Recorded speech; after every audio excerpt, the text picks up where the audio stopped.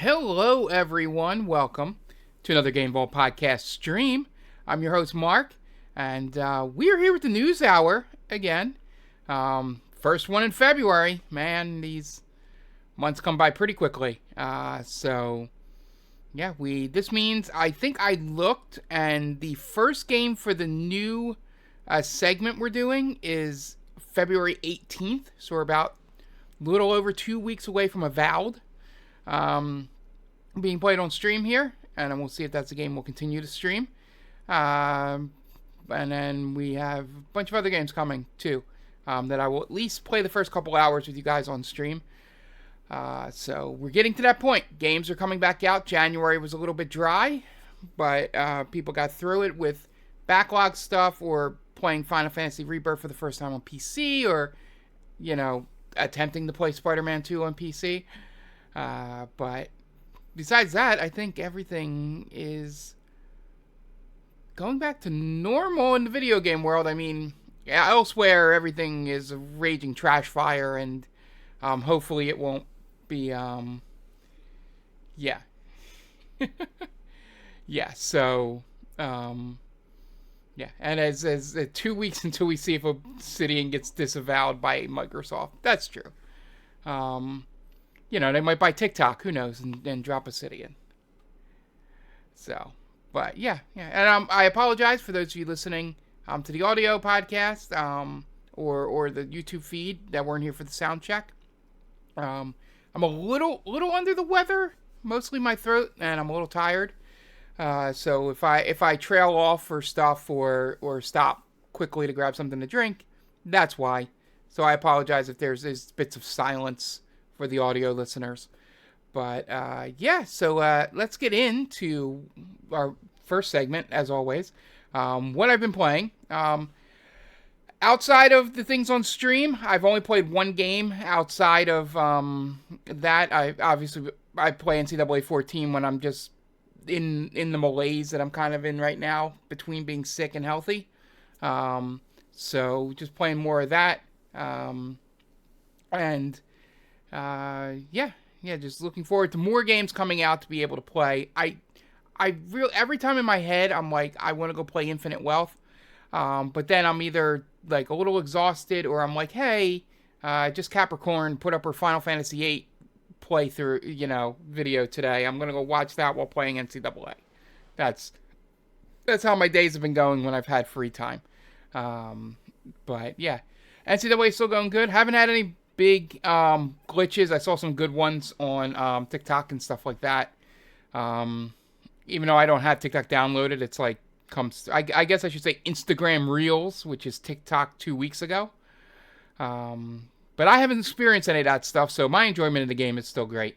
Night Duck, going back to our discussion of Avowed, said if the game is well received, then Microsoft will dissolve the studio. But if the game isn't received well, there's a 50% chance they dissolve the studio.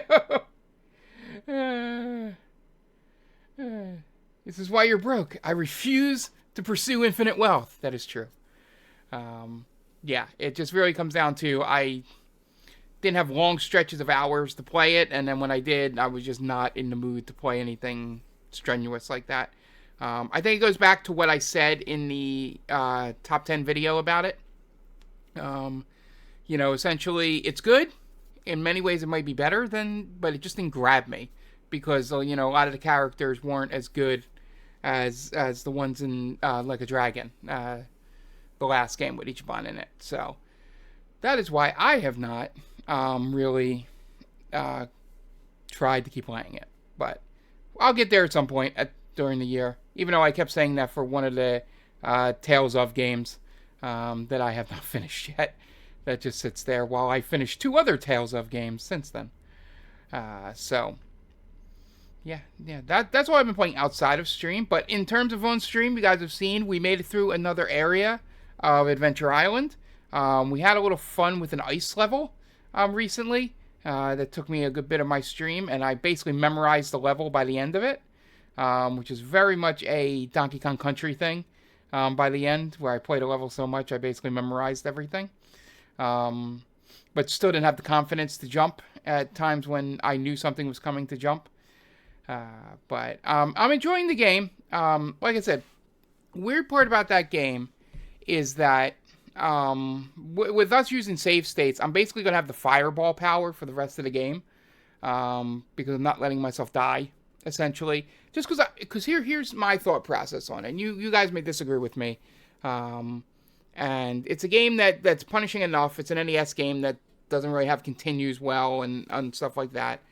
But I would rather show you guys the full game and get to see all the levels and everything rather than it being some kind of, laugh at me die all the time, because I wouldn't be happy playing it. You wouldn't be happy after a certain amount of time. It would just get boring. So might as well let's go through this crazy ass game and then we'll read the manual if I can find it online at the end to see, because normally in old manuals they would put the story in there so we can see exactly why we were doing what we were doing. And yeah, so that's essentially what we're doing there. So I'm having a ton of fun still with the game. Getting to learn all the stuff and getting a little bit better at the platforming as we go there. But it's still the one thing where I think we've only had one different locale outside of the 4 main ones that we've seen, which is a day forest, night forest, beach. I'll call it beach. It's probably more ocean. And cave. Then we had a new one that just went in that was a little more industrial looking, like stone and stuff. But yeah, they keep repeating those things. And the way they ramp up the difficulty is not so much with platforming puzzles. There's like 2 that I had in the ice level that were like platforming skill checks. There was one where you needed to jump, land, and like immediately jump again, or else you would get hit by an ice spike falling from the ceiling. Because you would land, and if you didn't jump right away, you would slide right into the ice spike as it was coming down. But if you jump, land, jump, like immediately, you would bypass it. So that was one of the newer skills they put in, because before you could be a little more hesitant with your jumps and still make things, but there were a couple on here that were, you had to have faith that doing this would work. And then, but what they do is they just throw more enemies at you, essentially. Like, instead of 3 crows coming at you, there's 8 crows coming at you. Instead of 4 spiders, there's 9 spiders. Like, instead of 4 snails, there's 7 snails. Like, just stuff like that. And instead of 3 snakes or whatever it is coming out of the ground, there's 5, and they're all spitting things at you. That's how they up the difficulty. Add a rock where it would be make it a tough jump. But nothing in terms of how like Mario and Sonic and all go up in their platforming skill checks. But like I said, we're about halfway there. I think there's 8. We're either 2/3 or halfway there. There's either 6 or 8 areas. So we'll see how it goes. We'll be back tonight with it to go through some more, and hopefully we can start getting back on a 2 world a night pace. But we are committed to doing 1 world each time. So, each night. So, even if that goes over the hour, unless if I'm like way behind, if I'm like stuck on act 1 of an area, I'm not going to force going through the other 3 if it takes me 45 minutes to get through that first level. We'll stop and come back. But that's my goal, is to do at least one area. I call them worlds, they're areas in the game, per stream. So that is going well. And then we started our new RPG on Saturday. We finally jumped back in to Legends of Heroes, Trails in the Sky is the 2nd chapter. So yes, for all yous out there, Night Duck especially, there are tits on stream now. For the foreseeable future, for the next, I would say, 4 to 6 months, there will be tits on stream. I look back and it took about 26 videos for me to beat the first one. And that included, I'm going to go a little bit longer than I did there, so it might be a little shorter. I was only going an hour, hour and a half per stream there. I'd probably be closer to 2.5, so maybe we'll cut that down by a few episodes here and there. But, yeah, so first things first, I didn't know that your save carried over like Mass Effect. I didn't know what choices I made in the first game that would require them allowing me to reload my old save. And what it did was it started me at level 40. So, literally, we're going to get to 41 and just never level up until about the halfway point of the game. Because I have about a couple hundred EXP points to go to get Estelle up to level 41. And then it's probably going to be like 16,000 points or more to get to level 42. And currently, because I'm in the very beginning of the game, where you're mostly starting at level 1, I'm going to get anywhere from a couple hundred EXP points. So it's going to take me a long time to upgrade my level. But the good thing is your strength and all and stuff is deemed by the hey, Metal Militia, is deemed by the courts and in the ordnance thing you have, so I can not be. I'm not under leveled because I'm level 40, but I can stay on top without needing. Like, the level up is tied mostly to HP and I think and a couple other stats, which the game is already scaled to be at a lower level. So I'm like one-shotting people for the most part in this first level that I went through. And I'm sure the weapons help as well as I get higher level weapons. So, but it was just weird to see that you got to bring over your save. So, and yeah, for those of you who did not watch it on Saturday, VOD will be up on Tuesday. Just trying to keep it separated because I think 2 things will go up Monday. I gotta check, but I didn't want it to mix in. The only things that can go up on Monday, 2 videos, is if I haven't gotten a chance to put Adventure Island up yet. That'll go up Monday before the stream. So I didn't want to throw this on there before, what's it called? So we have like 3-4 videos or whatever going up on one day. I'd like to spread it out a little bit. So that'll go up on Tuesday.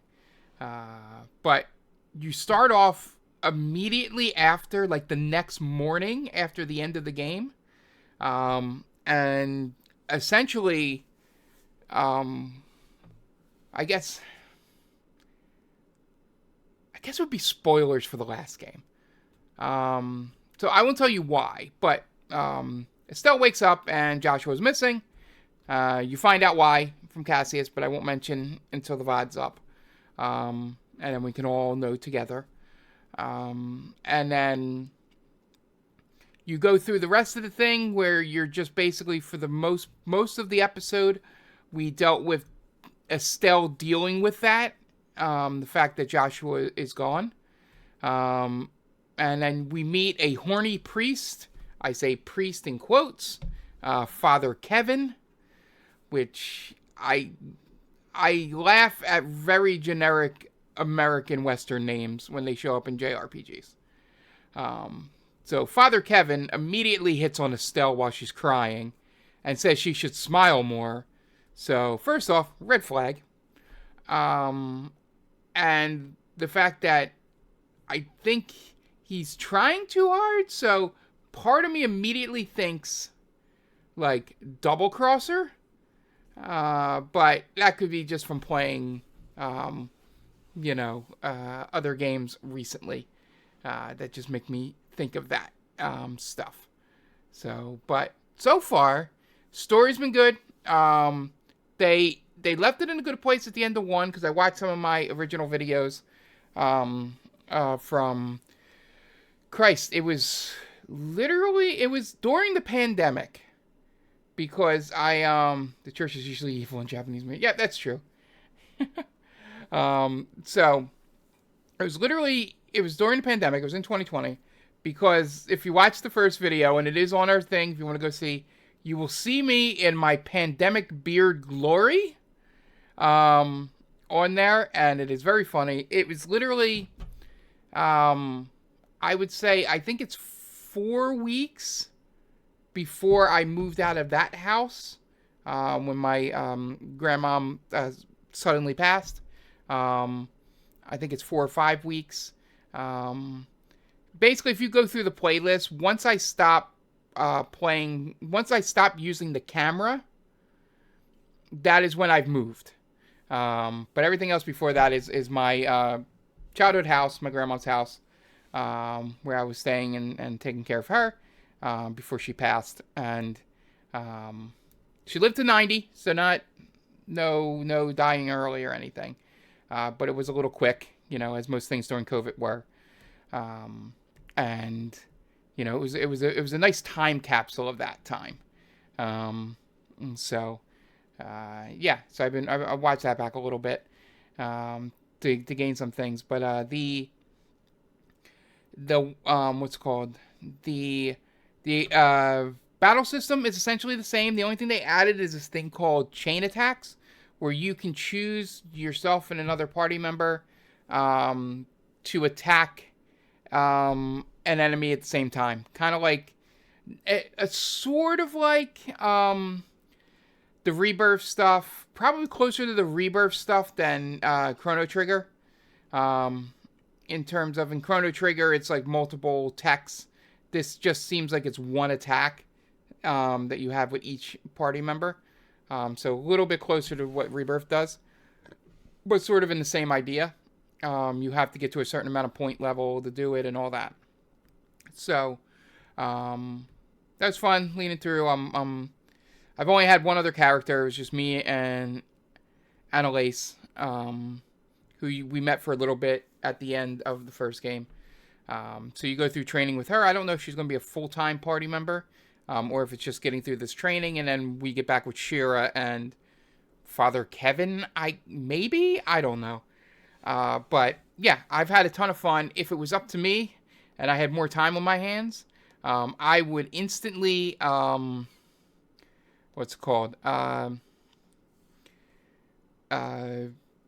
be playing it every night of the week, with you guys.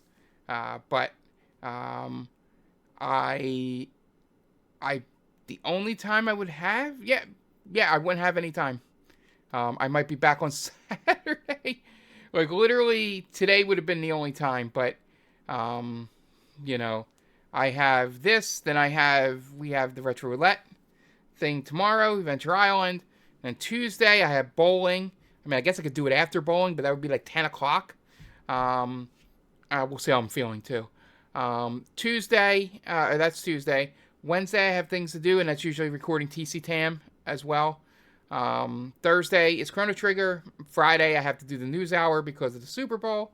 And then, so we'll be back on Saturday again. So even if I wanted to do a normal night slot for you guys, this week, just not much in terms of, So, we may pick up extra streams as we go. I'll see how it feels. But yeah.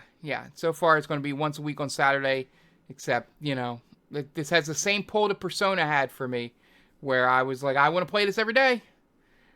So that's about all I've been playing. So like I said, just house cleaning. We still have Monday, Adventure Island, Thursday, Chrono Trigger. This week, Friday will be the news hour. Saturday, if I'm available, will be Tits on Stream. And then we'll do Monday, Thursday, Saturday again. And then I'm thinking Fridays, at least until bowling is done. Fridays will be that new segment that I'm doing, the new stream I'm doing for new games that come out, because it's the only day of the week we're really available. That also allows me to open that up for Podcast Prime when we record that. So yeah, just keep an eye on it. Schedule is going to change a little bit in terms of adding a day at some point here, so be on the lookout for that. And without further ado, let's get into the news. And I pulled this one specifically for Tom. Nvidia released the 5090 and 5080. Of course, they sold out instantly. And Tom's favorite people, scalpers, are already charging $6,000 on eBay for a 5090. So, yeah. Hopefully, if you were looking for a 5090 or 5080, you got yours. It is not uncommon for this to happen, even though it friggin' sucks. But yeah, they and people were trying like they did, and just scalpers got to them first, and that's what sucks about this stuff, especially. And fuck Nvidia, exactly.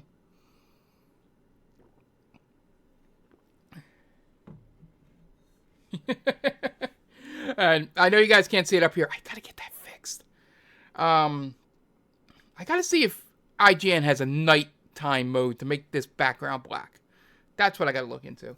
Anyway, Night Duck says, every time something like this happens, he remembers our friend who flew to Spain to see Taylor Swift because it was cheaper, because they have anti-scalping laws. Yep. Yeah, I think, and Tom says, I think I'm going full team red, meaning AMD. I'm already 2/3 of the way there, I think. Maybe I'm fully there? Yeah. I'm not sure. I think I'm fully there. I have a Ryzen, so, yeah, and I got the AMD, so you're all the way. Yeah! Team red, baby! That's what I'm talking about. Didn't even know I had joined a team, but here I am. But yeah, everything's been fine on my end. Yeah, I just feel bad for the people that actually do high-end gaming. As me and Tom were talking before I decided on the card that I have, I don't do a lot of high-end, like, 4K gaming on my PC. A lot of my PC games can very easily run 1440, 1080, fine.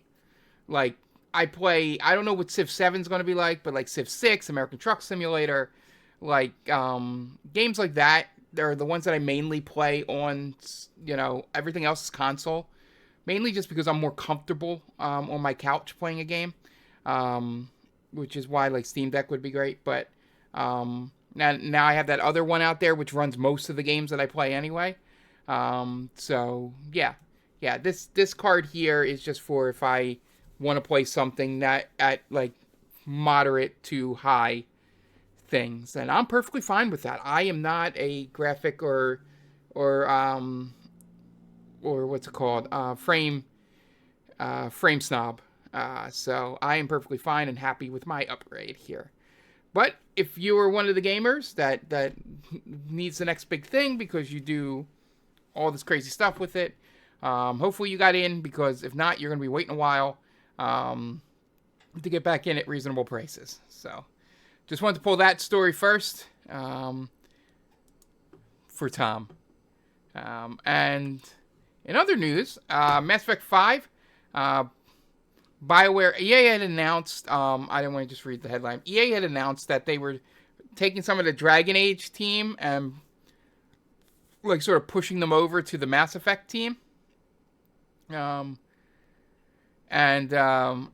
Once they announced that, then BioWare came out and said, given this stage of development, we don't require support from the full studio.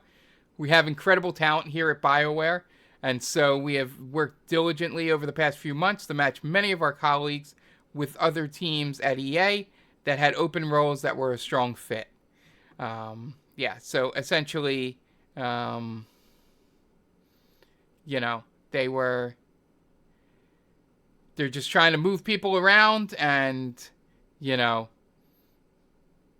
everybody thought they were going to go fully behind, the Mass Effect team. Um, but it looks like, you know, it's, yeah, exactly. It very, very much not a thing Sony's ever done before. I mean, I've never heard of them doing, or EA, I should say, doing something like that before. But yeah, essentially, it looks like, from what I can tell, and there's been a little back and forth on this, is that mostly BioWare is going all in, essentially, with Mass Effect 5. Like, it's got to hit. I mean, Dragon Age hit, but probably not to where they wanted it to hit. And now they just need this one to hit. So, it's a shame that I mean, game development can be that ruthless, but it shouldn't be. But it's kind of, they've had they were the Anthem people, so they have Anthem, and then Dragon Age Veilguard went through the changes and didn't hit the sales marks they wanted, and weaker things outside of even the sports games. FC was down and all that stuff. So they're really hoping that the sports things can stabilize, and then Mass Effect hits. So that was that story that had developed all week, back and forth here. But yeah. So hopefully, fingers crossed, Mass Effect 5 is pretty good. Moving on. Xbox records growth, and Indiana Jones, Call of Duty, but people have stopped buying the hardware, which is something we had mentioned before, that people might just start buying Game Pass, and because Microsoft has made it so many different ways to be able to play it that you do not need the hardware. But first off, 4 million players have downloaded and played Indiana Jones, which is well deserved. That game is really, really good. It's I think the way I described it was that it's the best movie that in Indiana Jones movie story that has come out. But yeah, as you can see if you're watching the video, Microsoft confirmed that Game Pass PC grew 30% last quarter. And the Game Pass figures are stronger than expected, but revenue declined. Overall revenue declined 7%, and hardware was down 29% because people are probably buying PC Game Pass and getting a lot of the games they want on there, and not needing to buy hardware for some of their games. So it's even Game Pass's growth makes sense on PC because you got Indiana Jones, but also Call of Duty, Microsoft Flight Simulator. Those games can lean towards the PC market as well. So it's not surprising that PC Game Pass went up while hardware sales went down. No shock there, but still, it's something to watch as a lot more of the Activision, Bethesda, Microsoft, and all that stuff, comes day and date on both, to really see whether, and all the other decisions Microsoft's making, what their idea for hardware is going forward, in a sense. All right, next up. In what news? Claire Obscure, Expedition 33 is getting a live-action film adaptation, even though the game hasn't been released yet. The film version, it's been in the works as they've getting ready to release it here. Um, you know, it's it's inspired by there was that the Belle Epoque in France, but yeah, it's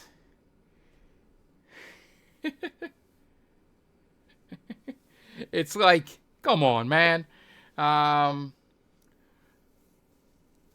I guess if there's I didn't read deeply into if this has like if this is pulling things from some kind of French literature or French mythology or something to where they could have already been basing a movie on it before it got released, but you know, wait, that's the plot of Logan's Run. They already made that movie. Just like the Helldivers movie is totally not going to be Starship Troopers 2. Yeah, it's just... Yeah, it's just weird before the game even comes out, because the game could be a complete flop and nobody would care about a movie based on it. So, who knows? But that's the new age we're in. They're trying to do multimedia stuff because Last of Us hit, Walking Dead hit for a while, It's just, people are trying to get that next one there. Yeah, exactly. Helldivers is literally Starship Troopers. Fallout was a success, so everybody's trying to get in on that now. So, kind of like Marvel with superhero movies.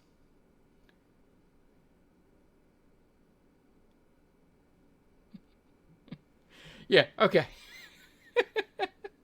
That's true. That is true. Night Duck, that there are already 5 Starship Trooper movies, so let's just call it Starship Troopers 6. But I was trying to give Helldivers 2 a little more credit in that it's good enough of a story to be the second one in the series. Not all the other straight-to-video ones. Oh, I'll look into that for sure. I've already... Yeah. I'm already looking into some of that stuff. So, I pulled out a pretty nice old school one this week that should be turned into a video game. Okay, I'll look into the Starship Troopers 3 Marauders for TC Tam. But yeah, we're going to have a bunch of movies to add to the TC Tam list if people keep doing this. Speaking of taking video games to TV, Elliot Page, he is, trying to get Beyond Two Souls TV series. His Peabody Productions acquired the rights from Quantum Dream in terms of adopting it into a TV show. And, yeah. So, I guess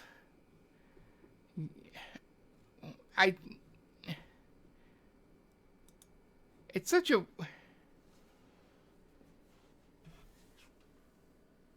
a weird story from what I remember. I've only played through it once. That I don't know. I feel like Heavy Rain could be a better noir detective story if we're taking a Quantum Dream game. But I guess Elliot, he wants to, redo the game that he is in. Beyond Two Souls, as you can see, sort of in the Quantum Dream thing here, is the worst reviewed here on IGN. But yeah, so they're working on this project, so we'll see if it comes. I mean, looks like David Cage might also be involved here, but yeah, I mean, I guess they got what's his name? Please tell me it's in here. Because they had Elliot and because I am drawing a complete blank in here.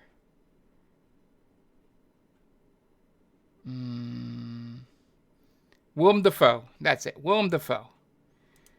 So they already had Willem Dafoe, so maybe they can get Willem Dafoe back for it. But sure, Elliot.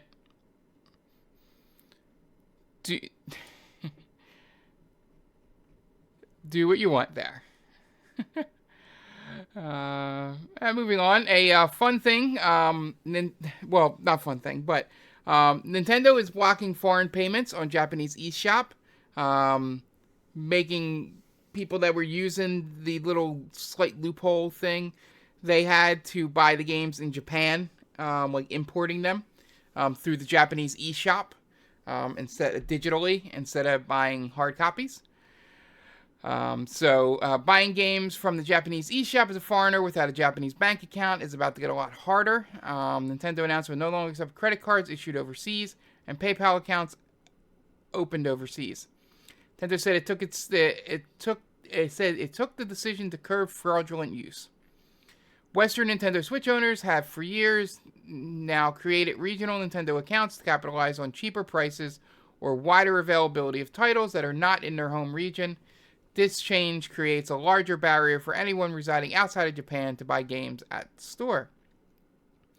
There are several Japan-only Switch titles that players abroad will no longer be able to access, including tactics titles, that one there, Mecha Mashup Super Robot Wars T and V, Yokai Watch Remake, and most notably Mother 3, which remains a Japanese exclusive on Nintendo Switch Online.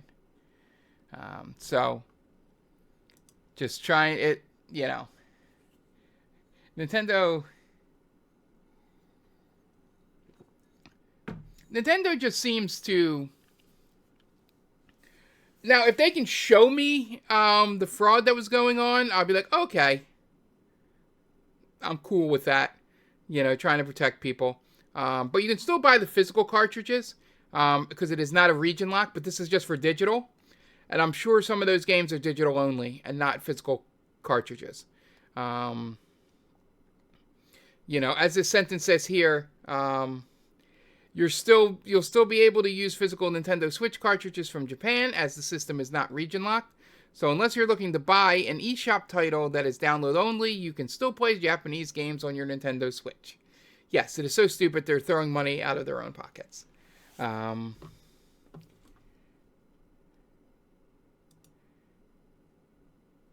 Hell yeah. Thank you for the ban hammer. There, I was getting to that. Night Duck says, I know that the Japanese copyright law is really strict, which is why a lot of games don't get released outside of Japan, but this seems weird unless that they were getting legal pressure. That's true. We don't know exactly why they were doing it, but yeah. Yeah, I just think it's, unless it was necessary legally, I don't see a reason to do it outside of that. If it was some governmental pressure, then sure, okay, I get it. But if it was just them going, there might be fraud from foreign bank accounts, then I don't get it. But that's more of an FYI for you that buy digital Japanese eShop games. You will not be able to do that going forward, so you'll have to get physical, just like Olivia Newton-John. All right, next up, a couple of stories here about games being resurrected on PC. So EA and Maxis are celebrating the 25th anniversary of The Sims by making Sims 1 and Sims 2 available on PC once again via Legacy Collections, part of the Sims 25th birthday bundle. They're re-releasing the Sims Legacy Collection and Sims 2 Legacy Collection. They are available separately as well as combined for $40. So for those of you that got hooked on early Sims and want to go back and play those games, you can now. I know my niece, oldest niece, really loves Sims 2, but I doubt at this point she's not as much of a video game player. Yeah, they hope they work for 64 hours. I would guess they would at this point. But yeah, the They added de novo as part of this, which means... Oh, I didn't get to read that far into the story. Ah, de novo. God bless when I tried to play FIFA on PC, when I used to have EA Play. And it just fucked it up for 3 months because of de novo. Oh, man. But anyway, it's still good news. If you get past that stuff. But yeah, it's kind of nice when old games come back out. Which, speaking of that, GOG, which is known for doing it, resurrected Dino Crisis and Dino Crisis 2 for PC. Does that mean we're getting a remake? Huh? So yeah, so for those of you that are into the dino killing survival horror game, you can now pick them up on GOG. They are DRM free, and yeah, you can pick them up. I wonder. This could mean one of two things. I would imagine this means they're not going to work on a remake because they would want to keep these games out of people's hands.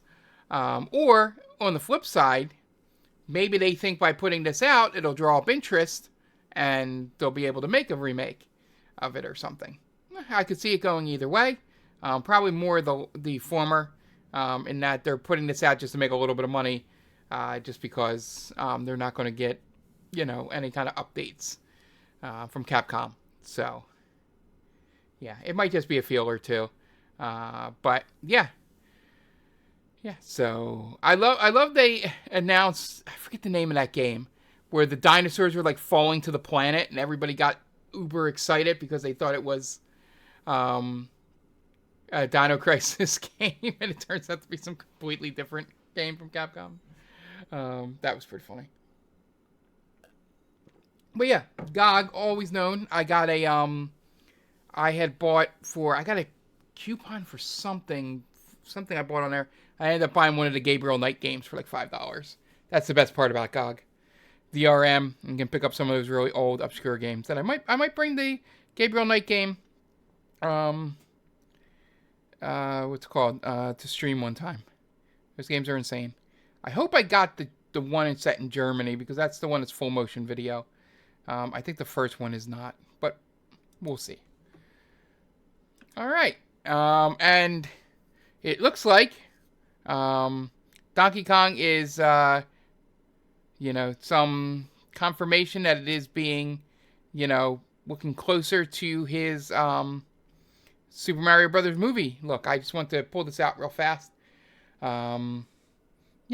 It's been a thing that's been going around ever since the Switch 2 reveal, but it does look like they are definitely dead set on redesigning him to look more, which, to be honest, to me makes sense, because if you're attracting a brand new younger audience through the movie, you might want those characters to look like the movie characters, so those younger people, can see, go, oh yeah, that's Donkey Kong from the movie, sort of thing, and not have to, Mario doesn't change much, Luigi doesn't change much, Peach does a little bit, but a Donkey Kong, he's changed over the years as well. So if you want to, I always say Nintendo always looks out to be for the younger audience, to keep newer gamers coming in at a younger age. So if they put a movie out that was very successful and a lot of kids saw it, why don't you have all of them look the same so the kids play the video games? Makes sense to me. A lot of people are getting upset over it. Like this Reddit user said, history is being rewritten in front of our very eyes. No, man, they're just redesigning a character. It happens. They're not turning them into like a different animal. They're just redesigning him a little bit. Like Link's gone through multiple redesigns. It's no big deal. But yeah, don't have to pull that out. And this is just in case. I never know who's listening to this or people play what they play that listen to this, but Multiverses is going to shut down when Season 5 comes out in May. It's another one of those like Smash Brother likes that were out there. And yeah, it just didn't succeed as well as they thought. So when Season 5 comes out on May 30th, that'll be the last one. It'll be a full year. So it looks like May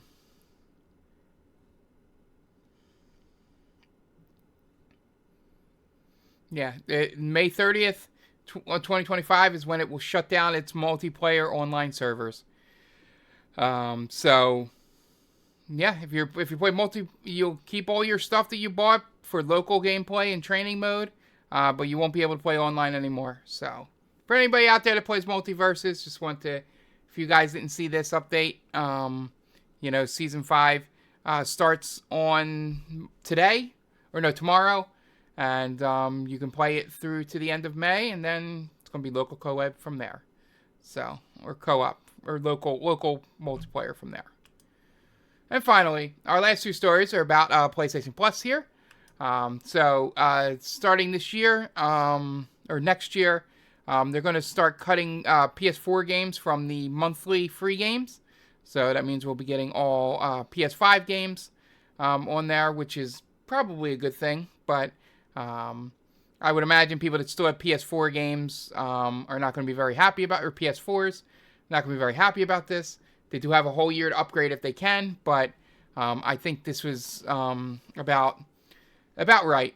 2026 is about the right time to move to all PS5 PlayStation Plus free monthly games. So that's beginning January 2026. That will occur.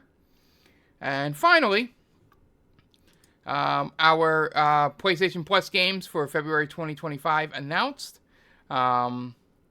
Sony revealed that, let's see, did I have a list? No, I'm just going to have to go through this. So, for the Essentials tier, you will be able to have Payday 3, High on Life, and Pac-Man World Repack. These are, I think these are the free monthly games. I'm surprised Payday 3 is on there. But that game didn't do as well as 2. High on Life is another one that did well, but it was it's about 2 years old and all that. Rick and Morty, so depending on if you like that humor there, and obviously weird Pac-Man games. So that is your PlayStation Plus lineup for February here for the Essentials part. So that's all the news today. Back to Big Mark. Hi. There's one thing I forgot to mention at the beginning. I did start playing another game, an older game. I finally figured out how to mod Fuser. It took me a little bit to figure out the DLLs and how to do all that and get that in there to put newer songs on there to like update the library. So, I downloaded a bunch of packs and games and a really dumb rap song called the Reese Puffs rap song to be able to drop in Fuser. So I think Fuser on New Year's Eve or other days will become more viable just because I will be able to put newer songs on there and we wouldn't be going through the same old songs all the time. So forgot to mention that in the opening. I only messed with it for about an hour before I started playing Trails. So I didn't dive deep into it. That might be a thing as we go along. So first time we might do something fun with that. Might be like a Memorial Day or something like that. So I will keep you updated on that. Maybe even like a President's Day. I don't know. Just something. It's like it's a little fun that game is still alive and kicking. I probably do the same thing for like Rock Band or something too, but I don't feel like doing it that way. But this was pretty cool. So anyway, remembered that midway through the podcast just where my head's at, being a little sick here. So, all right. Thank you guys for joining me. We'll be back tonight with Venture Island. Thursday with Chrono Trigger. Friday for the news hour. Because we'll not be around on Sunday. And then Saturday for Trails in the Sky as of right now. If that changes, I will let you know. All right. Thank you guys for joining me. It's been fun as always. And we'll see you next time. Bye.